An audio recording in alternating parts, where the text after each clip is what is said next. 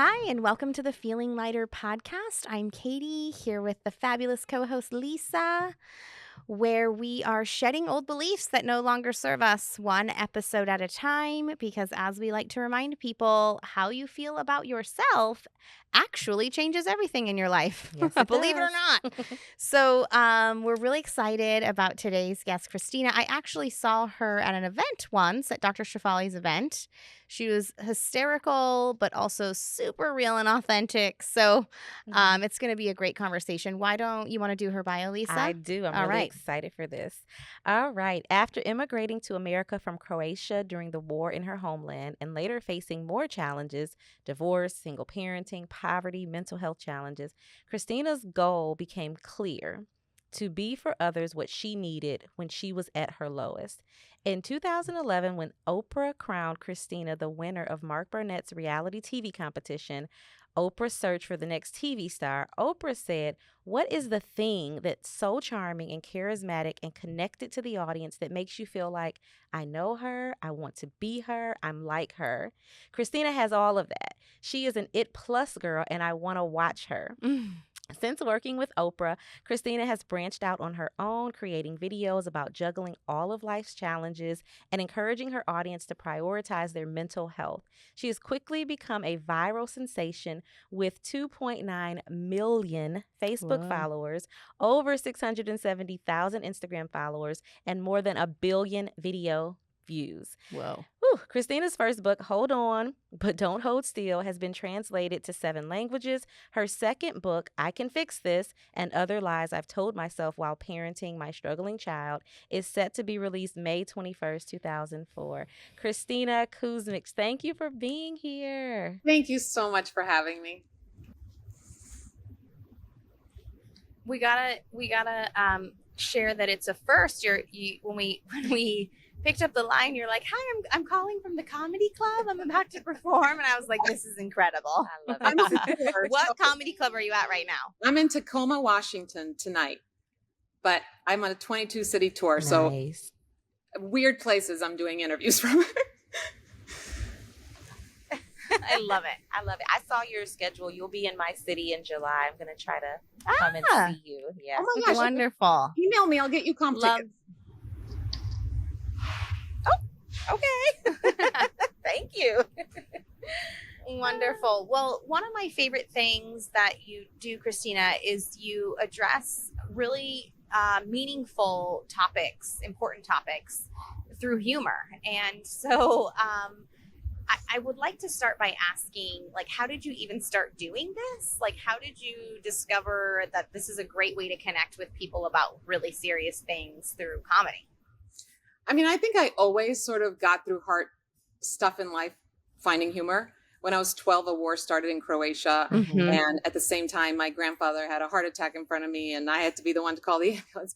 And I ended up writing a silly song about bombs going off and my grandfather having a heart attack. It was, even at 12, like these traumatic things that were happening to me, humor was like medicine. So life is Wow. really hard and heavy. I feel like humor just sort of gives us a chance to breathe. Yeah. I mean, I feel like there's a lot of ways that we try to cope. And I do agree that humor is a phenomenal way to not like devalue the seriousness of something, but to say, like, if we can't laugh at something, like what, I mean, It's like laughs keep you crying. yeah. Yeah. I'm with that for sure. I think the other thing that really struck me is you are a huge mental health advocate.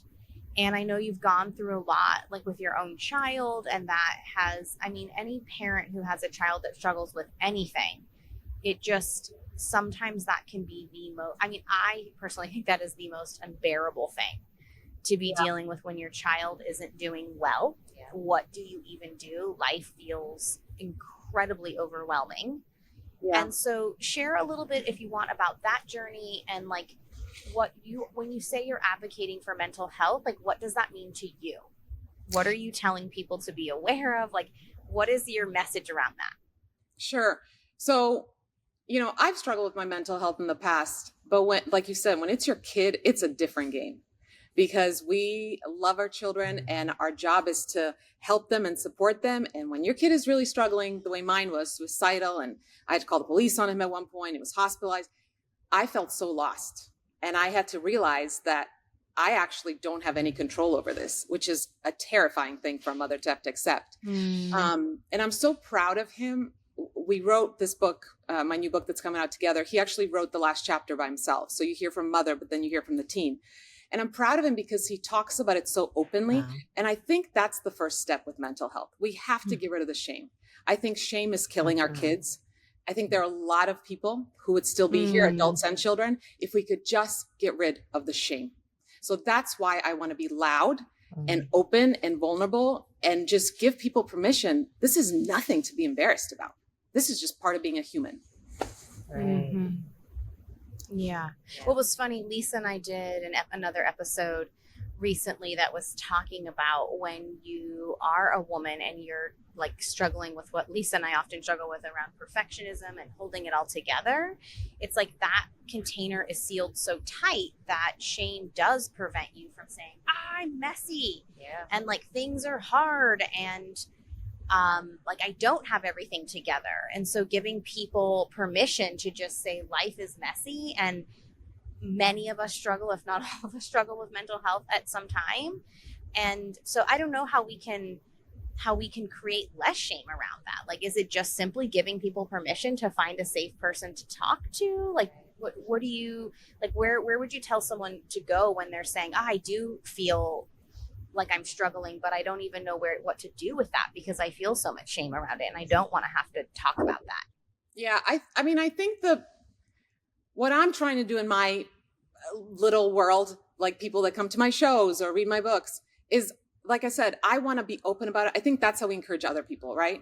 So yes, it's scary. It's really scary if you've presented yourself in a certain way and now you're going to tell people that underneath all that, you're really in pain, you're really struggling.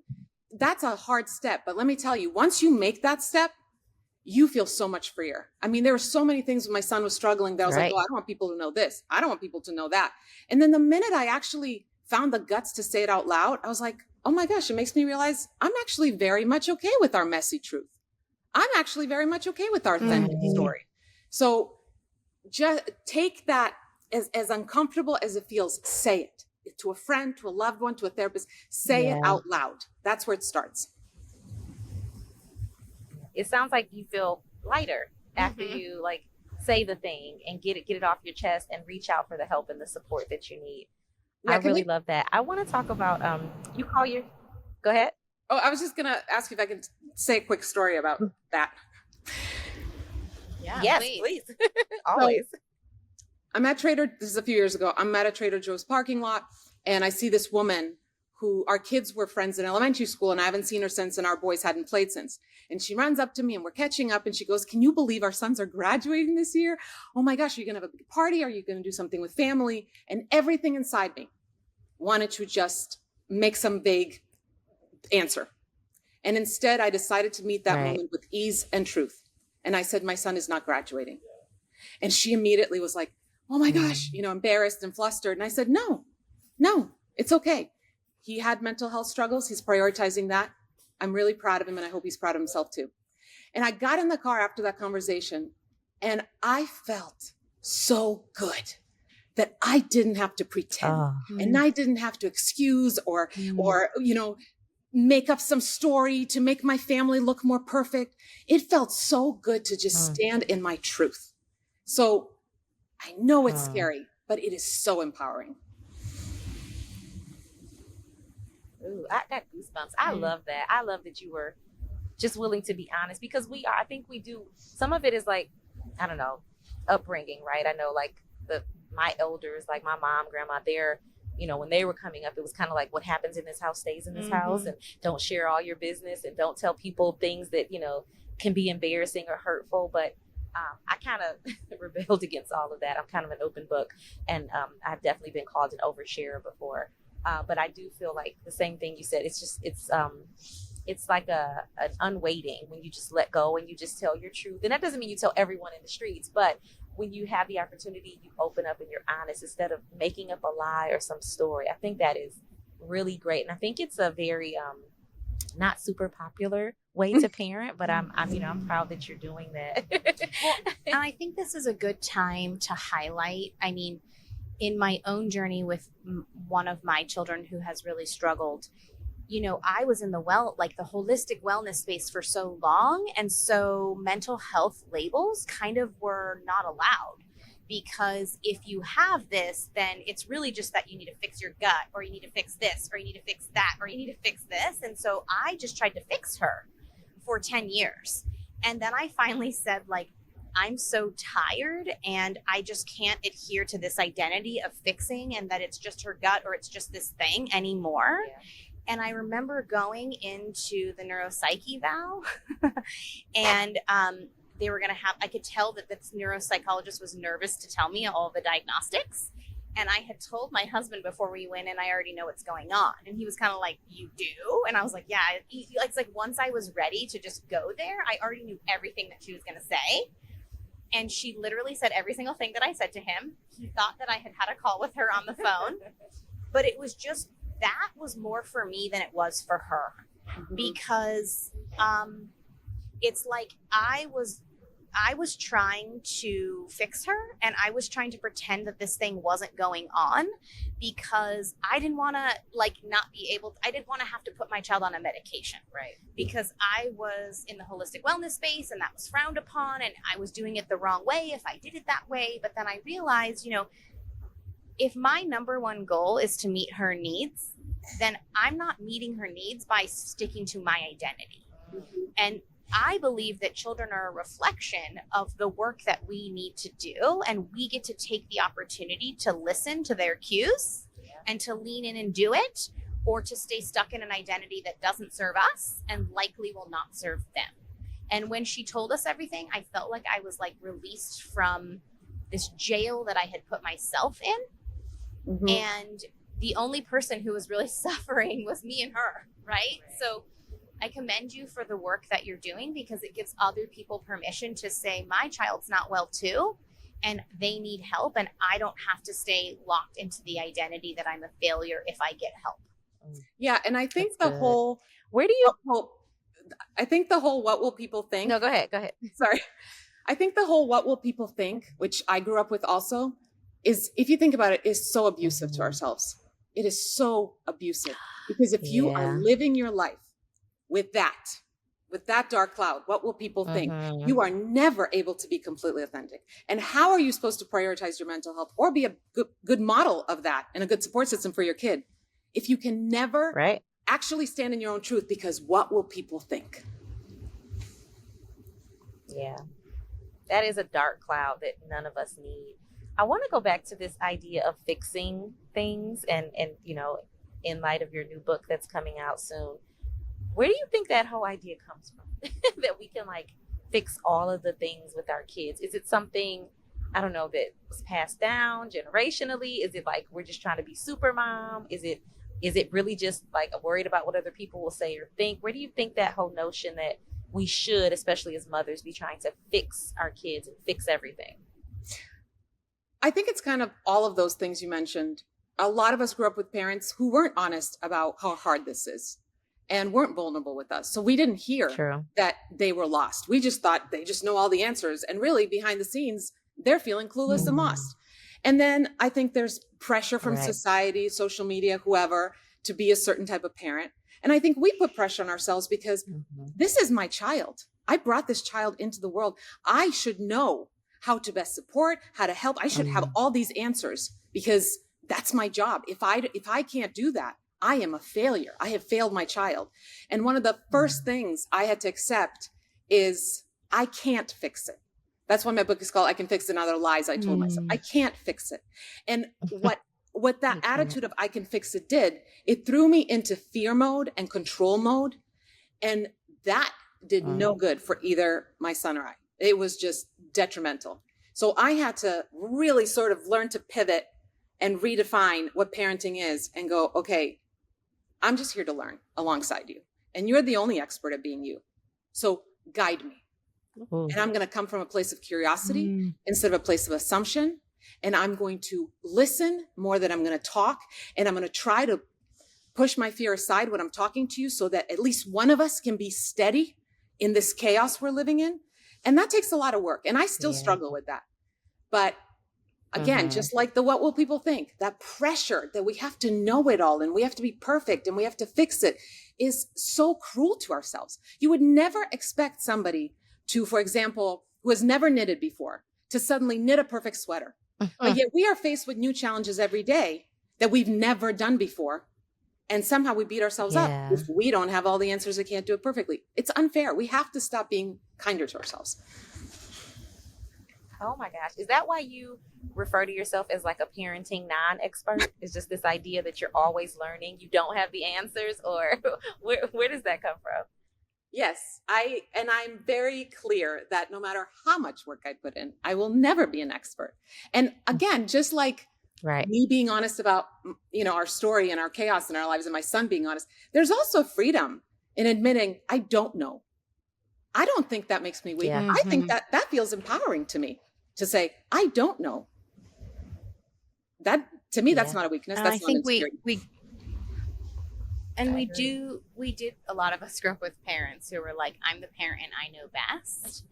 And I think that, tying this into the work that we're doing with this podcast and with WeShape is all around, when people come to our fitness app and I'm like, surprise, we're going to actually do a lot of deeper work here. People are looking to us as the expert. And when I go back to them and say, well, what do you think?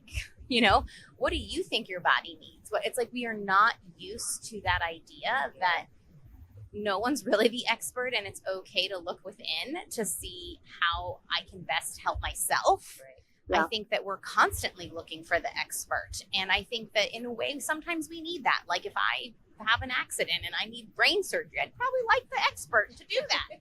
But I think we default to that all the time. And then it gives us false sense of control that if I just find the right answer or find the right expert, like I can just control every little thing in my life and everything will be perfect. And I think that is the big message at WeShape is we're actually trying to tell people you don't have to be perfect. You don't have to subscribe to any of those beliefs. You can just be you, as messy as that is.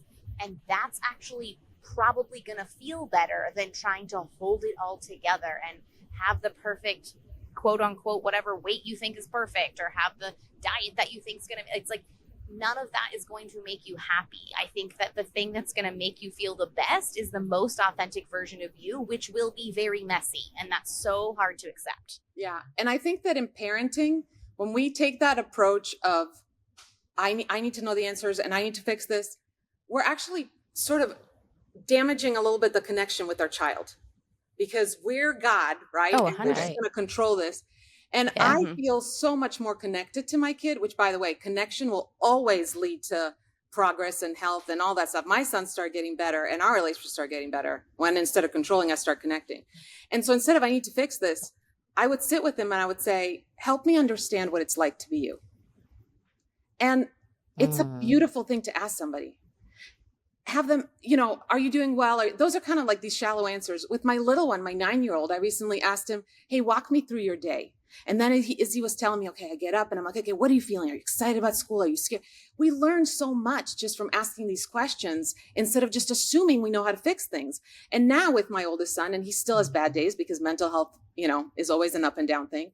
I will ask him every single day, take the time to ask him, how can I best support you today? Because what I'm saying with that question to him is I want you to trust yourself. I want you to trust that you know your needs and that somebody is here to support you, not just tell you how to fix it. That's so good.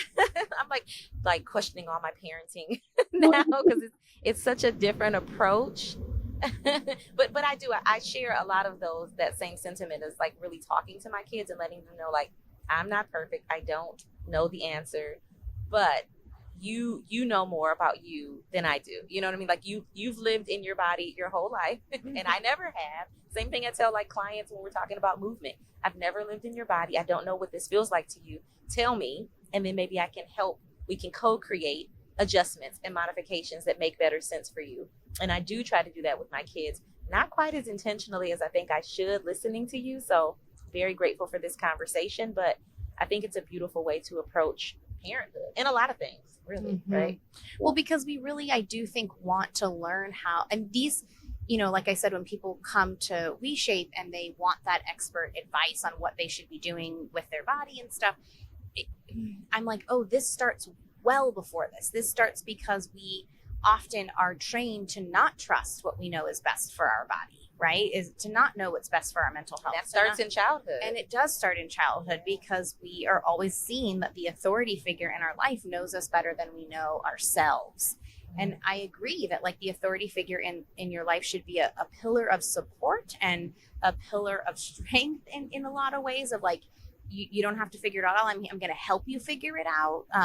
Because if there's too much leniency there, then I think that children feel like, wait, where's the anchor? Right. But I think that when you can go in and say, I just want to know who you are and I want to help you feel like, give the permission to know who you are.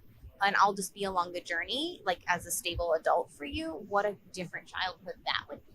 Then we don't have people, who are stuck on the cycle of diet and exercise and all the things that they think will bring them happiness because they know themselves well enough to know that that's not going to be the thing. I want to hear about your tour. You're literally in a comedy club right now. I want to know, I've already seen clips. Like I said, I'm coming when you come to Charlotte. I want to talk about your tour and what you're doing and the topics. I've seen you in a robe. Are you like in a robe on stage with So that was my last show, my last tour. For this one, I decided to go jeans and t-shirt only because I am talking about mental health a lot and I didn't want people to think I'm sort of trying to be too silly with it. But there's a lot of fun because again, we got to find humor in it. And I kind of warned the audience from the beginning. I'm like, this is not going to be a typical comedy show. We're going to laugh. But as long as I have an audience, whether it be 100 people or one, I want to talk honestly about the stuff people don't want to talk about. I want to talk about it with no shame.